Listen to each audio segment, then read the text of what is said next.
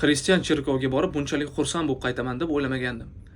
Malaga shahridagi ekskursion turlarning bittasiga tasodifan qo'shilib qoldim oxirgi daqiqalarda.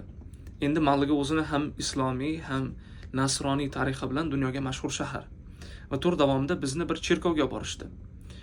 Cherkovdagi tur gidlaridan bittasi arxitekturasi va tarixini tushuntirayotgan bir paytda islom va nasroniylik dinlarini solishtirayotganda islom haqida bir noto'g'ri ma'lumot aytib yubordi. Endi tafsilotlariga to'xtalib o'tirmayman. Va men o'shanda uni gapini bo'lib, hammani oldida gidni obro'yini to'qishga harakat qilmasdan tur so'ngigacha kutib, keyin oldiga borib, sekingina bizda aslida bunaqa, siz menimcha chalkashib ketdingiz deganimdan keyin xatosini to'g'riladi.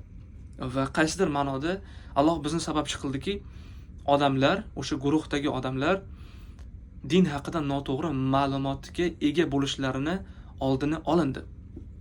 Tasavvur qiling, bizdan keyin ham necha yuzlab yoki minglab odamlar shu turga qatnashganda, gid o'sha skript bo'yicha, o'sha tekst bo'yicha davom etganda, ular ham din haqida umuman noto'g'ri tushunchaga ega bo'lishlari mumkin edi. Lekin voqealar rivoji shunaqa sodir bo'ldiki, bizga shunaqa imkoniyat berildi va alhamdulillah bu imkoniyatni biz yo'qqa chiqarmadik. Alhamdulillah.